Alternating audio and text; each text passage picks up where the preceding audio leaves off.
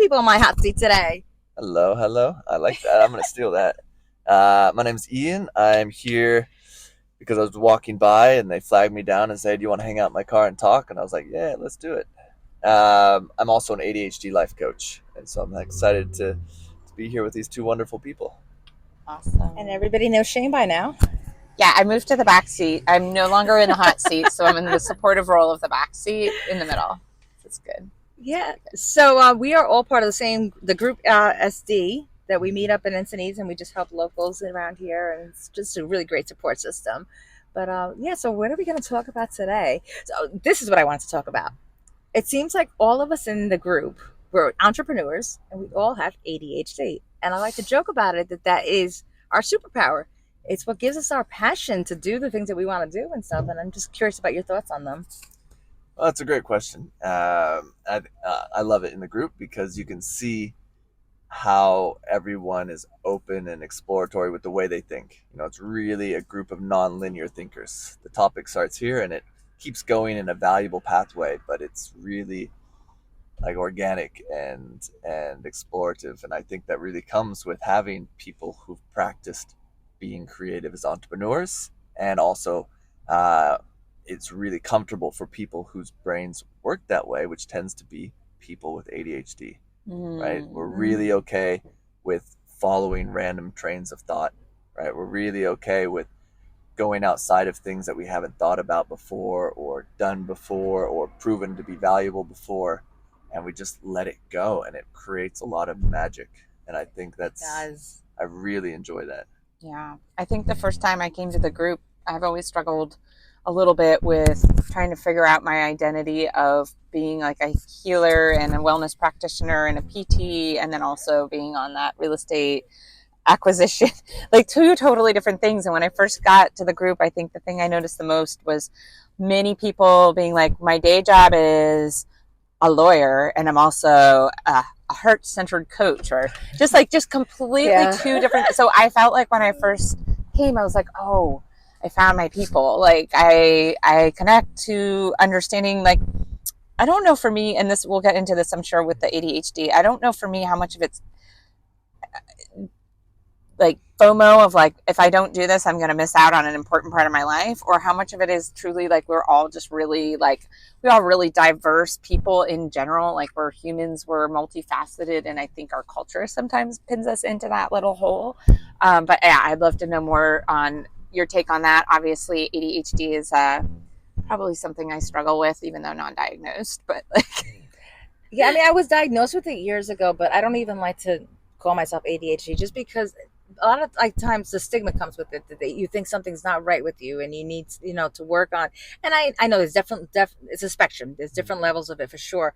But for me, like I didn't want to be labeled as a bad thing, and I see it as my superpower. Like I really do, because a lot of times like I'll have so many different ideas going on, mm-hmm. but I follow the one that I'm having the impulse about, and I don't even see how it's going to be like how the full picture. I just know that this is what I'm called to do right now, and I do it, and that's what I've been following. And it's like because I let myself just go with it and follow those passions I was having at the moment.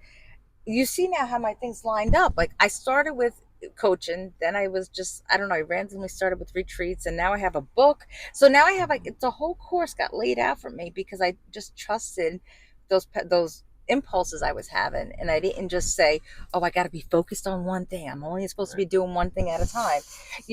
Stop laughing. I know why you're laughing, but I know why she's laughing. But a lot of times they tell you to stay focused on one thing at a time, but not everybody's brain works like that. Some of us have a superpower that our brains go in different directions, and I love that about me. Like I do. Yeah. Oh no, me too. And I think it's really powerful, and you see it in the group. Like I'm inspired by those people. Like, oh, I could have, instead of two businesses, I could have four businesses or six businesses, or experience all these different things at the same time. And for me, that's really exciting. And when I speak about this, I as a metaphor I use that I think really fits is the difference between ants and honeybees, right? Mm-hmm. What do you guys what tell me about an ant? What does an ant do? A worker. A worker. And what do they do for their jobs? gosh, I don't know. They carry things, little bits and particles of things. Right? They go and they pick up little particles. They go find a bit of a hot dog. They follow the hormone trail that's been laid out for them. They grab a bit of that hot dog and then they make their way back. You know, they carry it super proud. They're high-fiving the other ants, like, right? And then they drop it off. And then what do? Go back and do it They again. go back and do it again. And they're on point. They're excited. They're on purpose. And they get another bite and they high-five the ants. And they're really excited. And it's fulfilling for them. And they're content with that. And they're satisfied, right? Where there's also bees. Like, what do honeybees do? Since I have a 4-foot honeybee hive trapped in the wall of one of my houses I'm trying to sell right now, I'm not quite sure, but they can be kind of aggressive. They buzz around. I don't know. Like they go, they help make honey. Yeah. I don't know. And what do they do when they buzz around?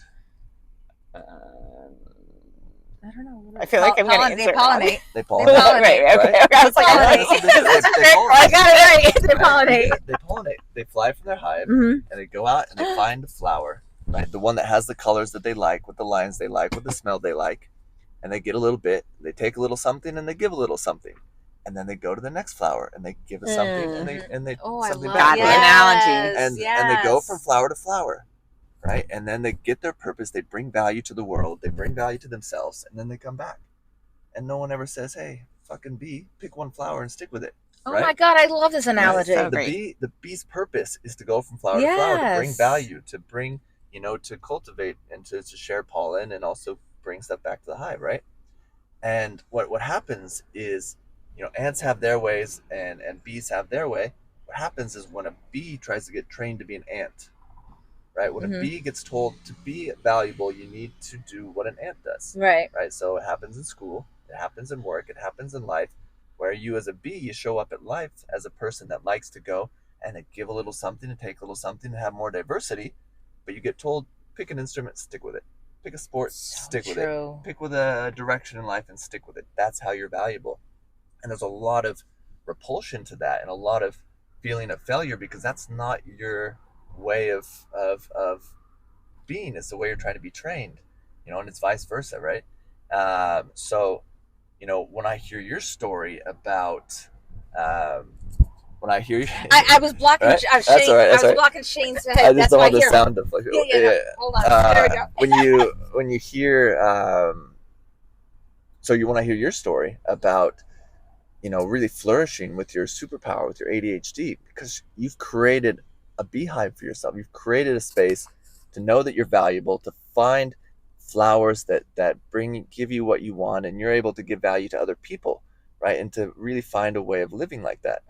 Where a lot of people bees are still believing that they need to be an ant to be valuable. Oh, I love right. This. So, I think when people connect with the diagnosis of being ADHD, maybe medication helps them, but more so it's a step towards understanding that they're a bee, right? Yes. Oh, I can't function here because I am a little bit different. I'm not an ant, and an ant follows the system. An ant, like, you can have a lot of ants really well managed and do a lot of wonderful things with ants. I actually love ants. I'm really curious about them. They're super cool. They are. Right? And they do a lot of things in unison and consistency and under and linear processing, all this stuff, right? So, as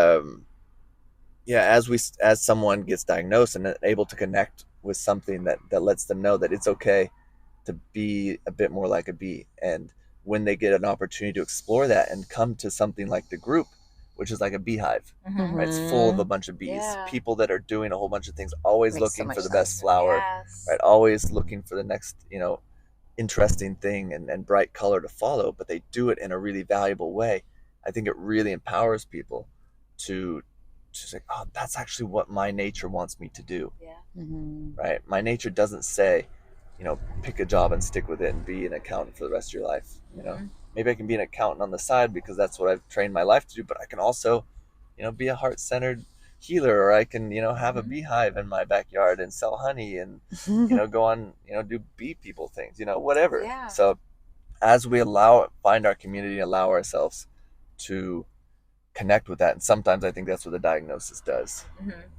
Helps you connect with it. Helps you connect. It's a step. It's it's an entryway, I think, into understanding that you can function differently, and that's Mhm. okay. It's allow you to say, okay, I'm not failing as an ant.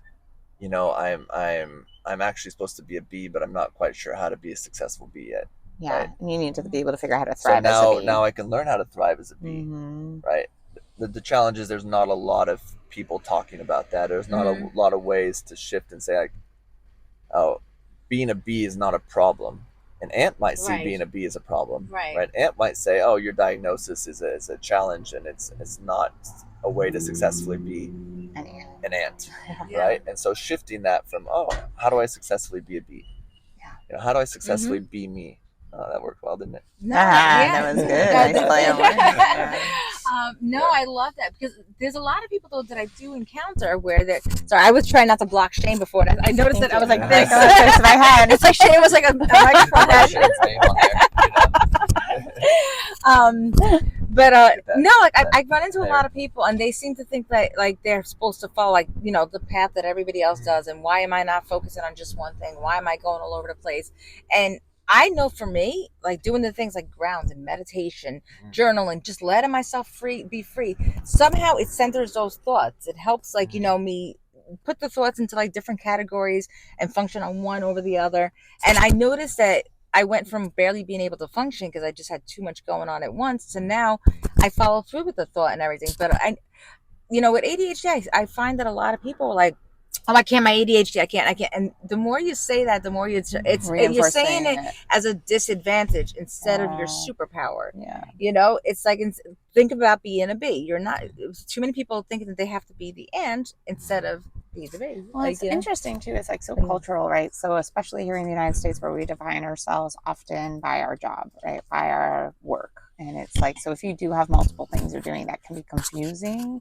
And it can be, I think sometimes for me, a little bit of like, hey, what identity am I like sharing today? And so one thing with the group is like, I think I can be pretty candid about like, I'm in health and wellness and I have a vision to help, build wealth through real estate, like with other, but it is hard sometimes because you're like, do I have my shit less together because I have these two different identities, and then some days you feel like you connect more as a healer, and some days you feel like you connect more as a realtor, and some days maybe something else. But I agree. Some days you don't connect at all. Not at all. I know. You just need to be by yourself. And like we've talked about this a couple. It's like like the more you can let go a little bit of like that expected outcome of what you're trying to achieve and just be a little bit more open to it. Like I keep telling myself, okay, it's like I said last time, like I'm traveling. Today I'm traveling and I'm going to let go of what the outcome of the day is or what's going to happen. Yeah, sure, I still have to get my stuff done, but I think that's been helping. Or what would Maria do? Because like you sit there and you stress out about things you actually have zero control over. And I was just talking to my husband about this, like with real estate, like you really have, you can get the parts of the puzzle and you can do the paperwork and that's all in control. But, you can't control people's emotions. You can't control if people are going to be motivated to do what they say they're going to do. It's really, it can be hard. And then you feel like, oh my gosh, and then you kind of go back, am I a good realtor? And maybe I'm better as a PT. But like, hey, you know what? Like nobody can force anybody to do anything. Like it's not really going to happen. So I don't know. I'm all over the place on that, but it's. No, but like even like so yeah, you're doing the mic, okay? So like, so for when we first started the Car Talk, you had no idea where you were going to go and what you wanted to do. You just knew community and you building, but you kind of just like let it flow and let it just, and now you see it as it's gradually developing on its own. Yeah. You're just like your steps are coming to you and things are just happening. And I find it so funny that I have so many people that I don't really even know that on social media, like, I was in this moment and I was thinking to myself, what would Maria do? You'd be so proud of me. And I love hearing that because people are starting to break free and allowing things to flow to them and allowing things to just develop and be on their own instead of feeling like they have to always just be that ant that you got everything structured, everything in line. You got to go in formation because life isn't, there are people that are the ants. And that's who they are in life, and that's beautiful for them. If that's what, if that's what makes them happy, if that's how makes they thrive. But for the bees, you can't disguise yourself in that way. And I love that analogy so much. Thank you it's for a really sharing good that analogy. And I'm thinking about the pollination. Like, let's go into that. So, like, a bee is actually helping flowers. Right. procreate, right? By like Mm-hmm. pollinating. And so you're actually creating more life and more abundance through being a bee, just as much as an ant is maybe like creating their, I don't know, We each have ants. our They place. pick Yeah. shit up. You know, they They like pick clean shit up. up. They're the They get the vacuum hot clean. dog. They're I the like the vacuum hot dog cleaners of the roll. world. Yeah, yeah, But it's really interesting because it is hard and scary to be a bee, yeah. right? It is a skill. Mhm. It's skills you have to learn. And when you Mm. fly out of the Mhm. hive and you don't have that clear pathway to the flower that you want, and you got to sit there and pause for a second Okay, and think which like one? that gap, that drop in knowledge and clarity is hard. And so you're there and Yes. you have to believe in yourself and confidence in your skills, right? To be there and to know that you're still safe and you're still valuable in that gap. And you sit there Mm-hmm. and this space of anxiety versus excitement. It's very similar Mhm. experience, right? And it's how we interpret that. So when we're there and we don't see our flower's not clear, and the ant's like, get to work, winter's coming or whatever. I don't know. I think that's the cricket or something. Anyways, and you're there. It's like, I'm not valuable at the second. Like, I don't know which flower I want to do, and that can either be overwhelming anxiety, or that can be an opportunity for great excitement. Okay, I can pick any color I want. Like, I can do anything I want. I can find value. I can create value. And you go and you do, and you get your pollen and you give to the flower. And as you were saying this, I was thinking about time, and time's hard for people with ADHD. But it's also what I've noticed in this group is when you help pollinate a flower, you don't see the instant results. It Mm-hmm. takes time, It Mm-hmm. does. right? When you start, but all of a sudden the field will be more beautiful. There'll Mm-hmm. be more flowers, right? Mm-hmm. Which are more available for you You are, oh next my God, season, I'm loving this. Love right? it. Uh, and so you're actually, plant is kind of planting the seeds, but Mhm. pollinating the flowers, helping them breed, helping them expand. So next year there's going to be more opportunities. And when you're in this hyper vigilant, hyper success oriented world, next year flowers, 5 year flowers, or opportunities that aren't today, that aren't paying your rent right now, Mhm. it's scary, Mm-hmm. Oh, it's right? very scary. So how do we navigate that? And it's a tricky world, right? And it maybe not that 1 minute, but if you have that feeling of knowing and anxiety multiple times a day, right? That's what really causes the drop in our self esteem, Yeah. our self Mhm. confidence, our ability to answer the question, "Oh, how are you doing? How's the business going? How are things going?" We're like, "Well, I just had 15 failures in a row, but the Mhm. next one, that's it." Right? It's hard. It's Yeah, hard to hold that it momentum and is. that space for yourself You to start to know. go through imposter Yeah. syndrome. You start to go into, oh, I'm a failure. What am I thinking I'm doing? Right. And that's a very real thing that I think all of us go through. That it's not all like just, oh, I got a business and it's doing wonderful. No, it's challenging, Mm. and so many people are just afraid to let go and try because it is challenging. But it's also so rewarding. Oh my God! Even before the flowers, like it actually bloom, just knowing that they're going to bloom. Yeah, Pollinate. but like I have I don't know, I'm gonna butcher how I'm saying it's a Matia poppy that they're like my favorite flowers. There's this white fluffy flower with like a yellow center, and like their buds are about to just burst open, and I'm like it's just as exciting. It can be, oh, is it gonna open today? Maybe tomorrow? Something you said, Ian, that I'm thinking about. We as adults have the, I guess, like longevity to at some point when you're having that moment where you don't know which flower you're going to go pollinate. You're just sort of in that pause. And sometimes you can get anxious about it. But the one thing I've noticed in the last few years is like, Shane, you've made it through 40x, 42, 43, 44 numbers of years. And like, trust yourself. Like you know more than you think. And like your gut and your guide and your heart is there. Like it's not wrong. Like don't downplay that. And I've been playing around with that and like giving myself a little bit more confirmation lately. But that's kind of a luxury I think that does come with like a little bit more time. And so I think for maybe like a child who is ADHD diagnosed and they don't have that because everything they know is like just this short little time frame in their life. And I don't know, it just kind of came to me. I know you mentioned you have kids. How did you get into this work?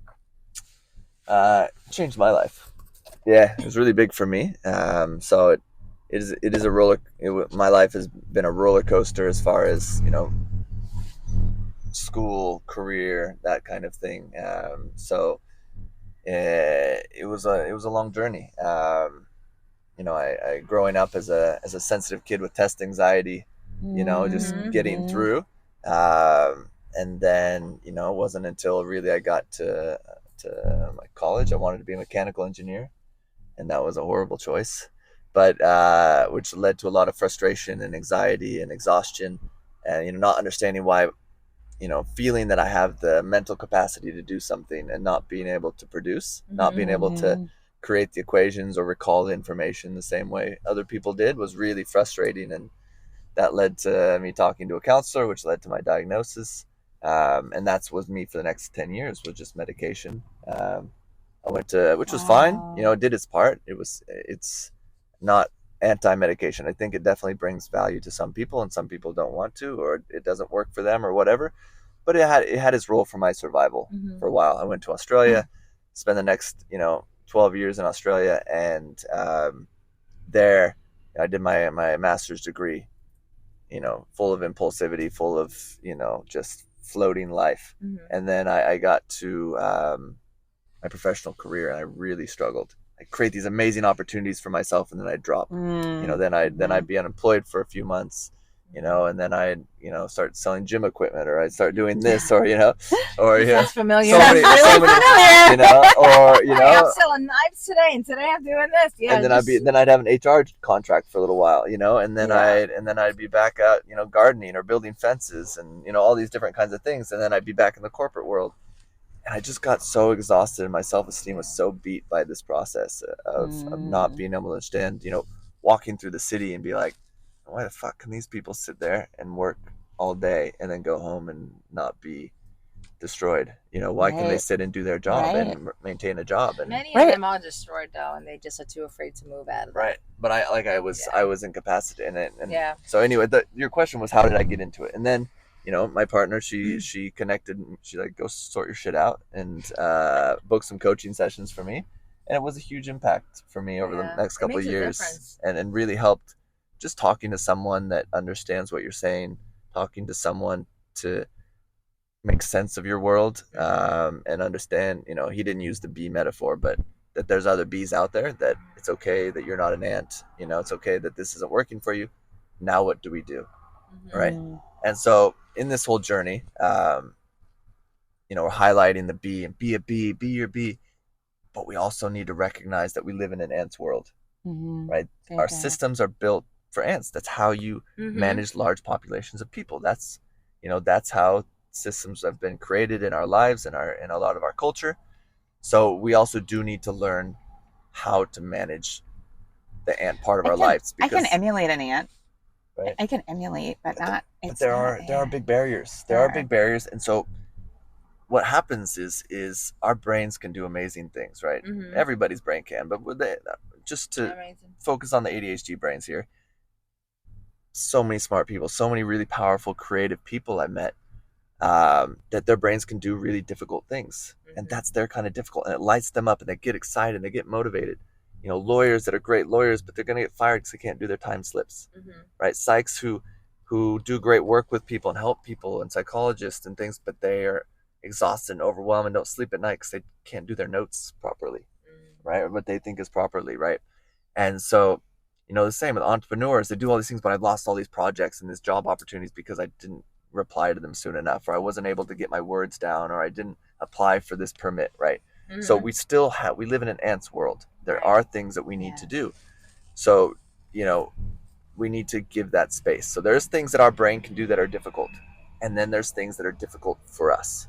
Right. Right. And those things that are difficult for us tend to be the things that go under the line of simple, easy, expected stuff. Right. Getting there at a certain time, filling certain paperwork, processing certain things, communicating certain things that are important, that are in between us and what we want to do. Right. And so we need to take those things, those simple, easy things. If we leave them in that box of simple, easy, I should just do this. I'm just going to do this. This is super easy. If we leave them there, what's going to happen?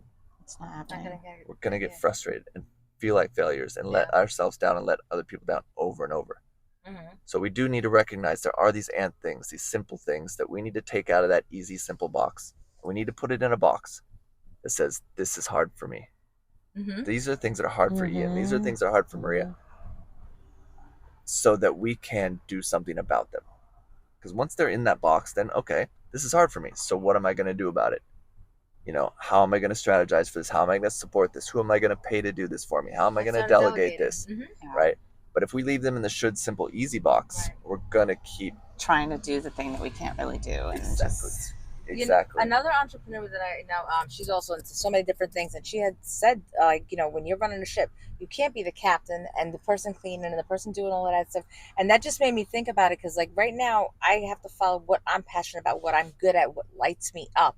But to expect me to do all the different things that I'm not so passionate about, like the editing stuff, and that I can do it, but it drains me. Like you guys know what I'm talking about. There's stuff that will excite us as so much that we're just like, we can't wait to do it. But then there's those things, those details. Oh my God, anything that has to do with Excel sheets or anything linear like that, my mind is just like, boom, shut down, it's done. So I know that not about me. And those are the things that it's like, okay, my superpower is in the helping people. My superpower is in this. So I learned to acknowledge what my superpowers are. And I tried to stop being the ant. And now you know what? There are ants who want to do their job and they want to work and they thrive on doing it. They love completing that project. So now, like, I've hired VAs. I do different things like that. But I'm not trying to be the ant anymore. Before, like you're saying, I was trying to be the ant. I was trying to be I knew I was a bee. Well, I didn't know I was a bee until just now. But I was the bee and trying to be an ant, and it just didn't work. So now I buzz around. I go flower everything, and then the worker bees that love to do the stuff, that thrive off it, they're helping me with those things, because, like you said, otherwise it wouldn't get done. Because I would get so frustrated that it would just shut down. I'd be like, nope. And then the whole next day I'd be like out of commission. Cut off, but who was gonna take up on that? Or I don't know where I left off. I was just saying that, like, I know that I cannot do it all anymore, and I'm not trying to. I'm no longer trying to be the ant. When I have things that, there are ants that love to do what they love to do. So I'm not trying to do the Excel spreadsheets. I am the bee, and I do what I thrive on. I pollinate.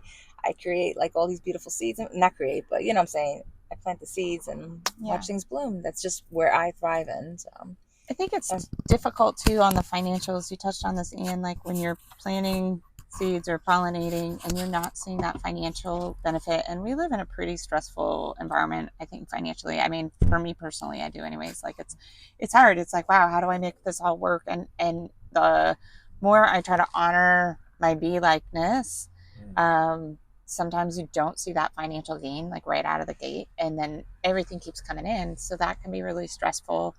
And I think there's also a dearth of, and you mentioned this too, like there's not a lot of people talking about this.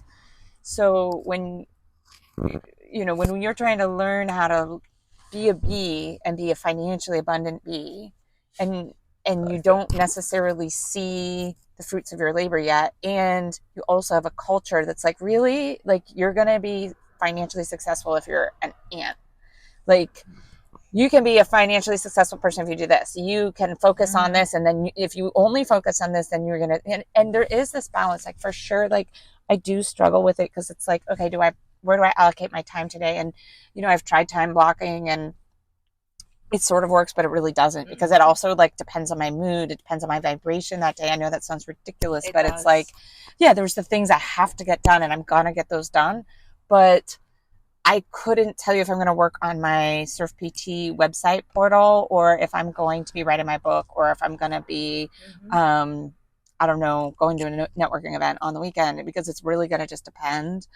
And I think that really bothers some coaches. Like, business coaches are always telling you, like, pick one thing and stick with it. And I totally get it, but it's also like, it's hard, because I don't really know very many successful bee entrepreneurs that are singing a different story. So you kind of do have that doubt that sneaks in, or I personally have that doubt that sneaks in. That's like, hey, where does the financial abundance come from if I am a bee? Because I'm not sure which stream it's going to come from. Yeah. But lately I've also been like, okay, this is like a side note, but I shared this with somebody today during the group, so I just want to put it in. The other thing is your head, your heart, and your gut. And if those three are not all in alignment with whatever it is, whether you're pollinating flowers or bringing hot dog rolls in or whatever, if those three things aren't aligned, like, I'm not really sure that the abundance part flows anyways. I don't know. I'm just working through it. But yeah, so that would be my two things. It's like, hey, where in the heck is the, like, Like, is Elon Musk a B? I'm not saying like I want it. I'm just like throwing it out as an example. Like, who's a B in our society that's like revered as like,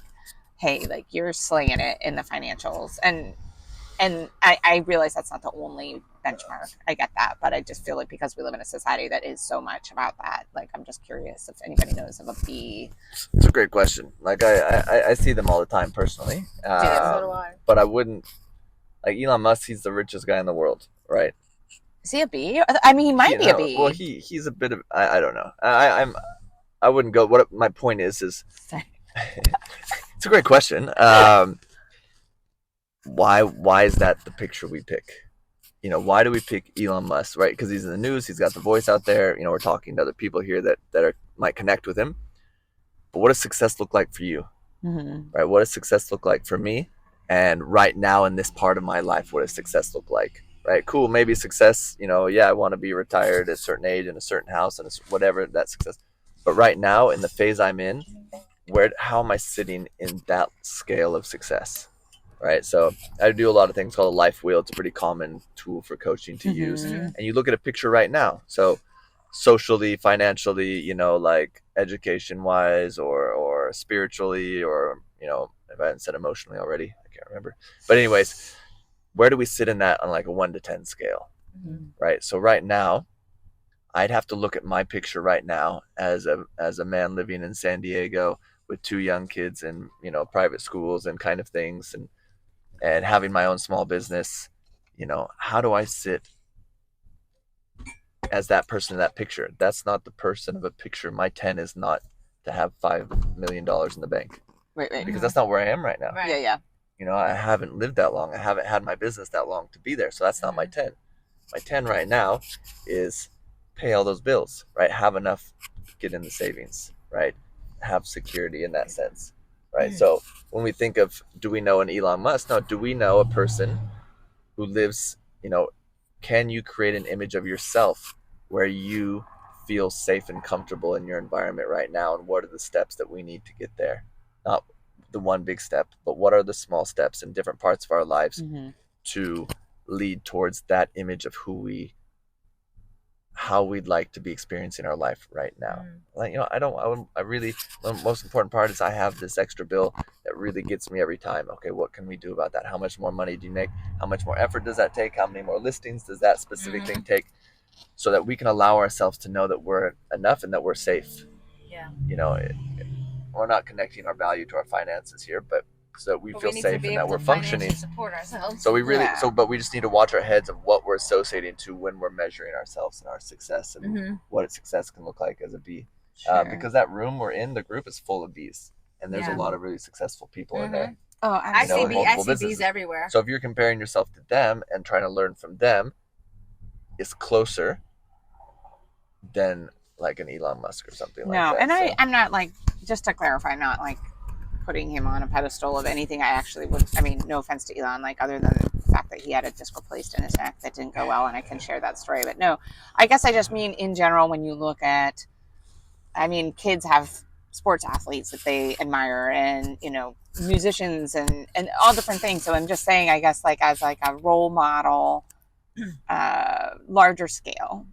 Like I think most like successful people are Bs. Do you like, think so? Yeah, like so. People are even like, I don't know, Beyonce, they whatever, they act, they sing, then they do books, and they do this. That is very true. They're doing so many different things. It's not like, okay, I'm a singer, that's all I'm going to do. They expand, they do a lot of different things. And I think what I'm digging into, you know what I'm digging into, it's just like that same, like, you don't get to be Rihanna if you're not a B, right? Like you have to be into all those things. But but then that part of like, you just have to, but you have to focus on one thing. You can only focus on one thing. And it's like, that's what I'm trying to say. I think is that there's like a dissonance in like the path to success of what I feel like I hear. But then it's like, how do you, I don't know if that makes sense, if that's connecting. But I think that it really highlights the importance of that internal conversation that you're having. I'm not saying this is a conversation you have with yourself every day, but the conversations we have with ourselves of determining if we're on the right path or valuable, or clarity and security of the future, right?